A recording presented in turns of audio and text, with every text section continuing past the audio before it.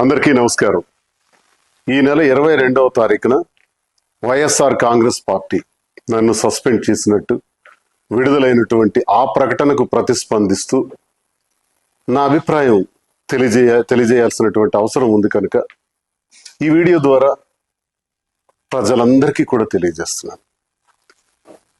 YSR Congress party గురించి మాట్లాడే ముందుగా జగన్మోహన్ రెడ్డి గారు నాకు ఈ స్థాయిని, ఈ గౌరవాన్ని, ఈ హోదాను ఇచ్చినటువంటి జగన్మోహన్ రెడ్డి గారికి నా ధన్యవాదాలు నేను తెలియజేస్తున్నాను. మరి ఈరోజు పార్టీ కోసం చాలా కష్టపడి పనిచేశాను, గొంతై మాట్లాడాను, గట్టిగా ప్రతిపక్షాల మీద విరుచుకుపడ్డాను.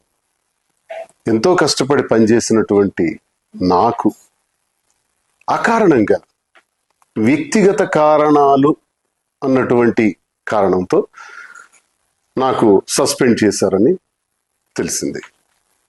అయితే ఇందుకు నేను పార్టీ నాకు అందించినటువంటి సహకారం, రాజశేఖర్ రెడ్డి గారితో అడుగులు వేసిన నేను, జగన్మోహన్ రెడ్డి గారితో నడుస్తున్న నేను, నా హృదయంలో జగన్మోహన్ రెడ్డి గారు ఇప్పుడు కూడా చిరస్మరణీయులు.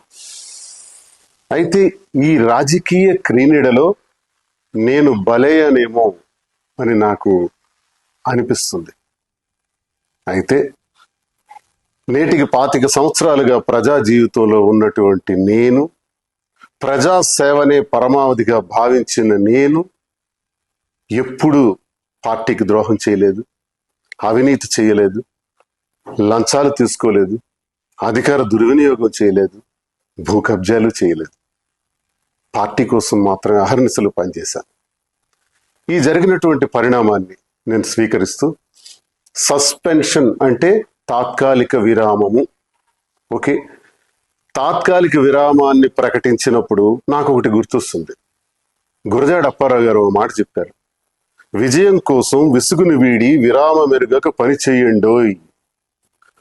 పని చేస్తాను, కష్టపడి పని చేస్తాను, స్వతంత్రుడిగా, తటస్థునిగా, నా ప్రజల కోసం, నాకు నమ్ముకున్న గ్రామాల కోసం, నా పైన ఆధారపడి ఉన్నటువంటి కార్యకర్తల కోసం, అభిమానుల కోసం నిరంతరం మరింత రెట్టింపు ఉత్సాహంతో పనిచేస్తానని, ఎవ్వరూ ఆందోళన చెందవలసిన అవసరం లేదని, నా అభిమానులందరూ కూడా ధైర్యంగా ఉండాలని, గ్రామాన మళ్ళీ